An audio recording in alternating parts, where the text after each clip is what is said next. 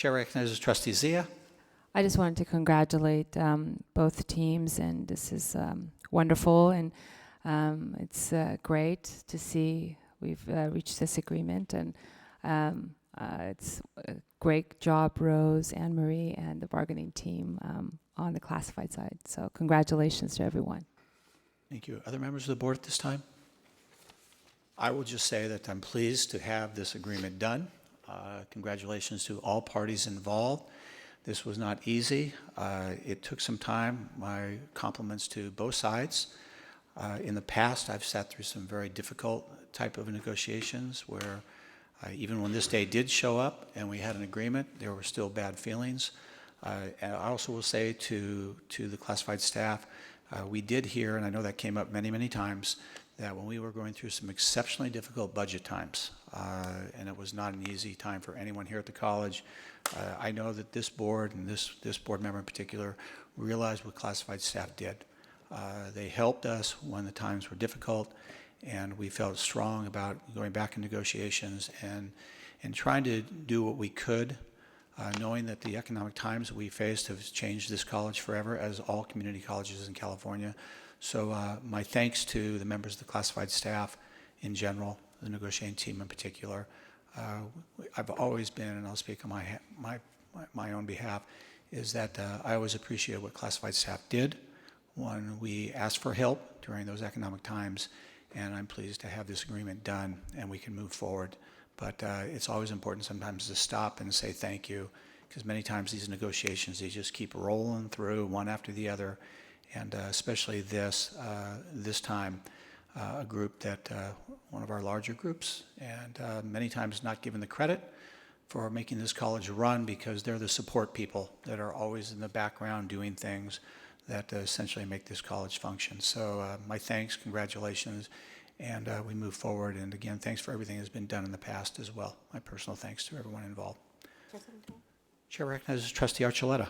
I, too, want to add my congratulations to the team and to Rose, and also just to recognize the work that classified staff do. Those of us who work in the institution, we know very well that classified staff are the backbone of the institution. They're the ones that are there on a daily basis, the ones that are there opening up the doors very early in the morning and the last ones to close the door at night when everyone goes home. So I am very happy that we were able to reach this agreement, and so thank you, and your work is valued and appreciated. Thank you. All right, very good. No other comments, members of the board this time. Madam Secretary, if you could please call the roll on item 6.5. Irma Archuleta. Aye. Virginia Baxter. Aye. Jeff Kellogg. Yes. Doug Otto. Aye. Doug Otto. Aye. Sunny Zia. Absolutely. 6.5 carries. On to, thank you. No? There we go. Yeah, that's what I'm looking up. 7.1, institutional department highlights. Yes, and that's instructional, but close enough. Turn it over to Vice President Long. Dr. Long. Thank you. So tonight, I just wanted to share with you a program that we're going to be offering this summer. It's a summer bridge program. It's a 3-week program. It'll be offered to incoming freshmen with a focus on first-generation college students. It doesn't start until July 27th, and it ends on August 13th. Our intention is to have 160 students participate, four cohorts of students at 40 each. It is a grant-funded program through the outreach program. The goal of this Summer Bridge program is for students to understand and succeed in the role of a community college student. It's a collaboration between the library, learning and academic resources, counseling, and outreach.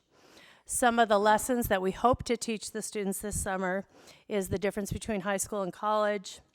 We hope to increase students' commitment and engagement with the college, to teach them how to navigate the system, to access resources, teach them about financial literacy, perseverance, and the importance of asking for help.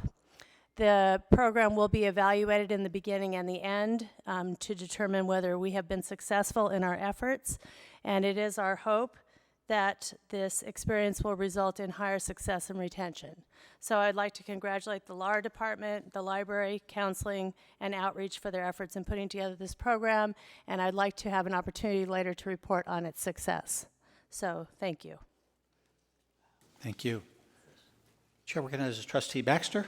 Dr. Long, my question is, how did you select the 160, you yourself, how did you select the 160 students? I'm actually not certain that all the students have been selected yet. I might ask Dr. Peterson to help me with this. I know that they're still in the development since we're not ready to go.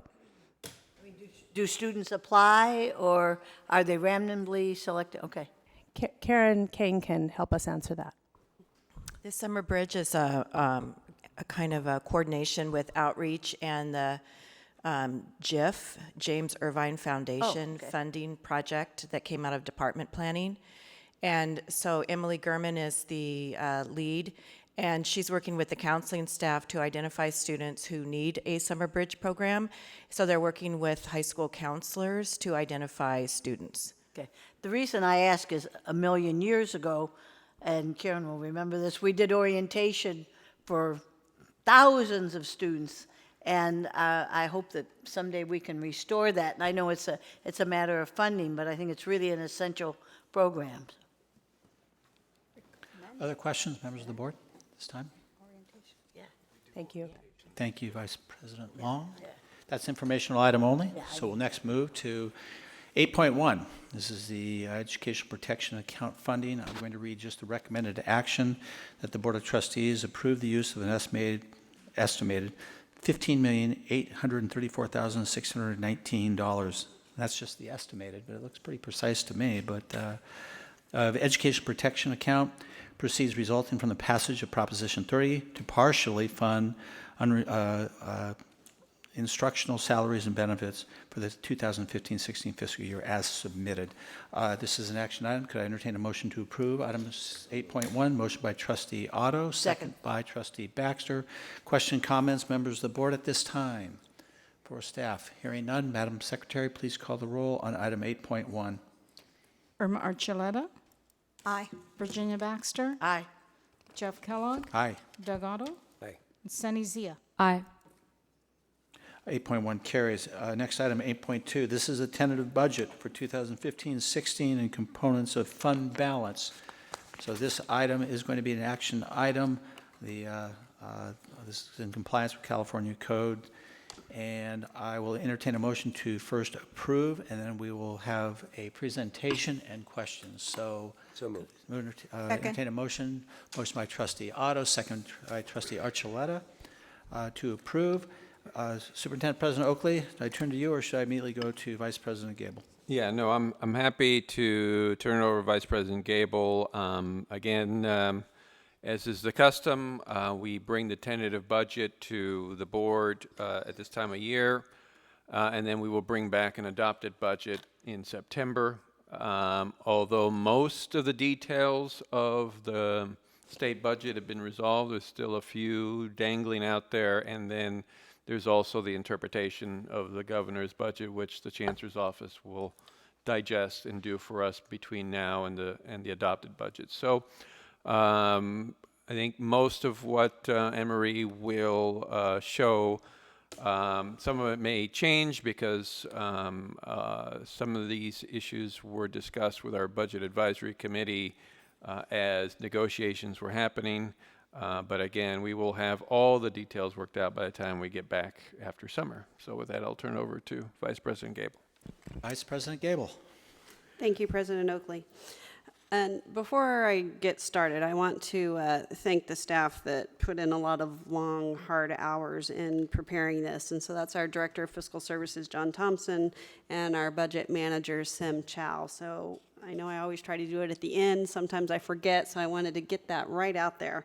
And also my co-chair of the Budget Advisory Committee, Chris Carter, who goes over the details with me in depth before our Budget Advisory Committee meetings. So with that, I'll get into the presentation. So I will discuss the state budget overview, what's included within this budget, but as President Oakley said, there are a lot of things that will change when you see the adopted budget, because the main thing, most of the items that we put into the tentative budget were from the January governor's budget.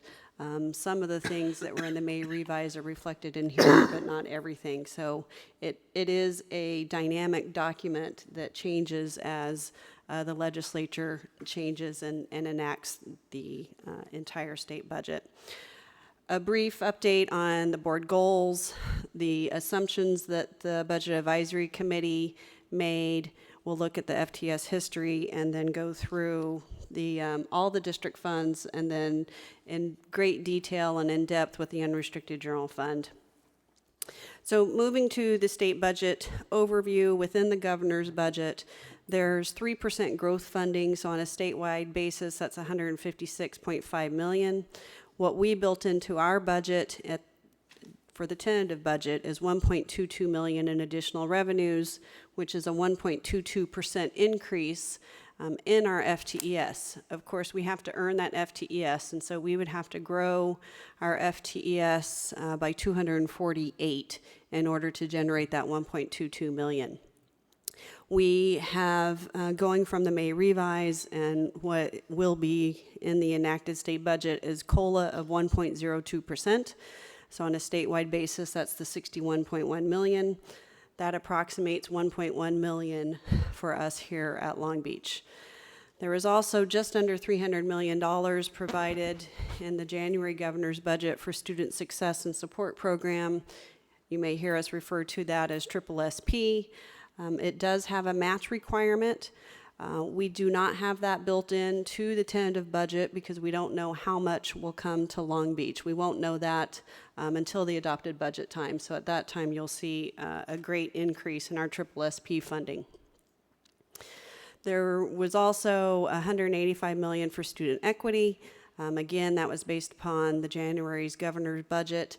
And we did not build any increase in our student equity into this tentative budget. We're going to wait until we know how much it is. Well, really, with most categorical programs, the funding isn't easily determined. It goes, a lot of the calculations are based upon counts of how many students we serve from the previous year, and so it's not easy to estimate at tentative budget time. Excuse me, there's $48 million for career technical education programs. Again, we don't have anything in our budget for that. We don't know how much would be coming to Long Beach. There's $49.5 million for enhanced non-credit rate equalization. That will approximate $290,000 for Long Beach. What that is, if you recall, there's 3 levels of funding of our full-time equivalent students, or our FTES. So we have the credit FTES, we have the enhanced non-credit FTES, or sometimes you may hear that as the career development college preparation CDCP FTES, and then there's the non-credit FTES. What has happened in 14-15 is that the enhanced non-credit FTES are now being paid at the same rate as the credit FTES, and so that's why you see that increase there for us. That represents about 130 FTES for Long Beach. There's $266.7 million of a base allocation increase. Again, that number has changed with what is on the governor's desk, but we'll see what it ends up as. So at this point in time, we put about $4.8 million into our budget for that base allocation increase. There was also $75 million for full-time faculty hiring. If it stays, although I think that number has decreased as well with the governor's, what's on the governor's desk through the legislature, we would have received about $1.3 million if it was at the $75 million rate. Again, that it does not appear in the tentative budget, and these funds will require that we increase our full-time faculty obligation. So for however much money we get, there will be a set dollar amount that will be required to hire one full-time faculty member for that set dollar amount. Those ranges are varying as well, so we're waiting to see what the final outcome is of those funds. Vice President Gable, would you mind mentioning the part about the FTES, the 133 FTES that we're getting funding for? What you mean by enhanced FTES? So the enhanced non-credit rate equalization, that was where I said we currently serve 130 FTES within this category. Now those FTES are going to be paid at the credit FTES rate rather than the enhanced non-credit rate. So it's an increase in funding for us. Some of the other items that were originally in the state budget with the May revise was $50 million for innovation awards. There was $2.5 million for COLA for the categorical programs. I think that has held, so that would be about $35,000 that would go into our categorical programs for Long Beach. There's $148 million for deferred maintenance and instructional equipment with no match requirement, which would approximate $2.6 million for Long Beach. One of the things that has changed in the language that was never there before is on the deferred maintenance side, they are allowing districts to use this funding for any water conservation efforts that we need to make in response to the emergency water regulations. So that is language that got put into the legislation that will go into code if the governor signs it. So that is a change and something that we'll need to look at here at Long Beach if we want to move in that direction. There's $38.7 million in Proposition 39, which is the energy efficiency and renewable generation funding. This money is restricted strictly for energy projects. We will get about $435,000, and we plan on using that for some lighting retrofits. Continuing on with the state budget overview, there's $94.5 million to pay down the remaining deferrals.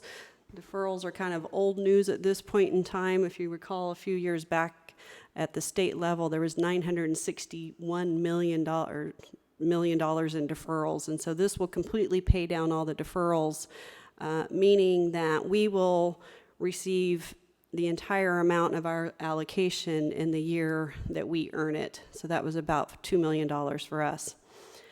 In the May revise, in the January governor's budget, there was $626 million to pay down mandated costs reimbursements to be allocated using our P2 FTES.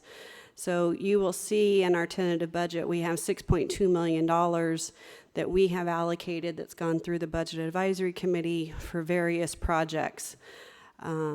Excuse me, Vice President Gable, what do you mean by P2? Period 2 reporting. So that was what we reported as our FTES as of April 20th of 2015. So we have the $6.2 million in our tentative budget. That number will increase substantially when we get to the adopted budget, because when we built the tentative budget, we based it upon a $353 million statewide. Now that number has gone up to over $600 million, and it has changed for what's sitting on the governor's desk at this point in time. So we could be looking at least another $4 million, I'm thinking, on mandated costs that we will allocate within the adopted budget. And then lastly, there is $60 million for basic skills and student outcome transformation program.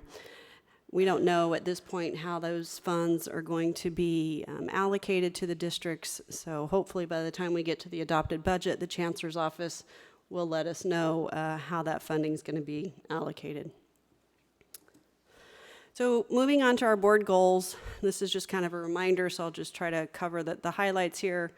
The first board goal was to continue to support the student success agenda by working with the college and community on the educational master plan, expanding and implementing further the Promise Pathways program, and then extending our promise with LBUSD and CSULB along with the City of Long Beach. The second board goal is to continue to support the career technical education, workforce development, and economic development agendas. We plan on doing this by expanding our programs in small businesses, expanding the Goldman Sachs 10,000 Small Businesses program, continuing to expand our innovation fund, SoCal, and hopefully we'll be organizing another local economic development innovation summit that we did just have one in March of 2015 that was very successful, so we may have another one next year. The third board goal is trying to build a more collegial campus community by supporting an establishment of a leadership development program. So we have allocated funds for our LEAD Academy, which the board has heard about, and then trying to expand the opportunities for interaction amongst the board and all campus stakeholders. And then lastly, allocating the resources that are consistent with those board goals. So I think we have accomplished that within the tentative budget. The institutional priorities, and just so the board is familiar how this is developed, each year we have the entire planning process that every department prepares their plan, which then leads up to a division plan, which is then leads up and builds into a vice president level plan. And based upon those 5 vice president level plans, the College Planning Committee reviews those and develops the institutional priority. So this is the priority that our College Planning Committee, or CPC, developed in response to all the planning that had been done from the department level on up. So as you can see, the top priority is to enhance the infrastructure of the learning environment to directly improve the rates of student success. And the way that we hope to accomplish that priority is by maintaining fiscal stability. We will analyze and dedicate the resources to build effective organizational structures college-wide, which includes evaluating the need for reinstatement, reorganizations, vacancies, et cetera. And as Thomas Hamilton mentioned earlier, we have reinstated 44 classified positions directly in relation to this priority. We're also supporting the implementation of the Pacific Coast Campus Educational Master Plan. We are supporting effective integration of technology. So you will see with the mandated cost funds, there's a lot of funding that has been allocated to technology in support of this effort, as well as supporting professional development. And we already spoke about the LEAD Academy as one of the main initiatives that's underway at this point in time. So some of the assumptions that went into building the budget is that the budget was going to be, there would be reallocations necessary in order to meet the institutional priorities. We established our FTES target at 20,681. As I mentioned earlier, we're anticipating to be funded at a level of 20,555, which would leave 126 unfunded, or about 0.6%. But again, this is a common practice of what we do is we try to build our class schedules, targeting a higher FTES, knowing that some students will drop out before it gets to census, and we may not quite get there. So we always need to build our class schedules higher than what we actually think that we'll be funded at in order to hope to be funded at that level. We did apply a 1% deficit factor to offset any potential shortfalls in apportionment revenues that the state may impose on us. We're also maintaining a 5.5% minimum unrestricted reserve. Something new this year, the Chancellor's Office required all districts to come up with an institutional effectiveness fund balance goal. And so through the Budget Advisory Committee recommendations and through the College Planning Committee recommendations, the college has set that goal at 15%. We also had significant benefit cost changes. You'll see there that our health and welfare cost increased by 16.2%. Our STRS rate increased by 1.85%. Our PERS rate increased by 0.076%, and workers' compensation increased by 0.05%. All combined, that's about a $3.3 million increase in our costs just for benefits alone. So moving into our FTS history and projection, you see there on the far right-hand side, the 15-16 fiscal year. That's where we're budgeting a total of $20,681. We still have not reached our peak FTES, which was, at least for the last 7-year history, that was back in 9-10, where we generated 21,162. But we are substantially growing, and we have been growing since the 11-12 year. That was the major year that we had the cut. So we are out there generating the FTES and serving the students of the Long Beach area. So here is a summary of all of our district funds. You see that we have the several funds. What we focus on tonight will be the unrestricted general fund. But within the other funds, some of the major changes you see, the restricted general fund, this is the category where all of our grants, our categorical programs, our health service fees, as well as our parking fees go into this restricted fund. And basically what that means is you can only spend money that meet the guidelines of those grants or categorical programs, so it can't be used for general use. You see there that we, in the middle column, that's what we're estimating that we're going to spend in the 14-15 year of the restricted general fund of $29.7 million. Our tentative budget is for $36.5 million, and that's primarily due to the Innovation Award that the college received. So you may recall a couple meetings ago we approved the agenda item for the Innovation Award, where we received $5 million in conjunction with CSULB and LBUSD. We're spending $2.5 million of that, or basically giving the two other education entities their share this year, and then we have $2.5 million that will be in our budget for 15-16 in order to meet those guidelines. There's also an increase in our Small Business Development Center of about $1 million. Our 10,000 small businesses, the Goldman Sachs program, has about $1 million increase. And our student equity funds, we have about a $1.8 million increase. Those are the big items that are contributing to that increase from year over year. The other major change that you see is the General Obligation Bond Fund.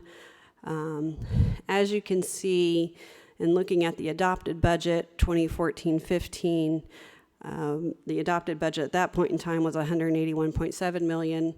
We are estimating that we're going to spend $38.3 million, which means our tentative budget in 15-16 is $155.3 million. For the bond fund, we budget everything that is remaining within our authorization. So it's unlike the other funds where we're only budgeting what revenue we think is going to come in and how much expenditures we think are going to go out. In this case, we're budgeting our entire obligation, so at any given time, we know what our balance is left to spend on the entire bond program. So overall there, our total budget for 15-16 with all the district funds is about $385.1 million. So now moving into the unrestricted general fund. What we're going to compare here is the estimated actual for 2014-15. So this is our best allocation, or our best estimation of where we think we're going to end the year at June 30th, as well as the tentative budget for 15-16. So you see there we have both a significant increase in our revenues of just over $12.1 million. We have a more substantial increase in our expenditures of about $17.3 million, which means the change in the surplus or deficit from year over year is about $5.2 million. Looking and focusing there at the tentative budget for 15-16, you see that we're planning on receiving $121.3 million, spending $125.2, which means we will deficit spend by $3.9 million, bringing our fund balance down to about $18.6 million, which is 14.8%. So going into a little bit further detail on the revenue summary, the apportionment revenue is where we have the major change. We're planning on receiving $6.8 million more in apportionment revenue. As I mentioned, the factors going into that is COLA of about 1.1 million, the growth funding that we put in of about 1.2 million, and then the base allocation increase of about 4.7 million are the three main contributing factors to that $6.8 million increase.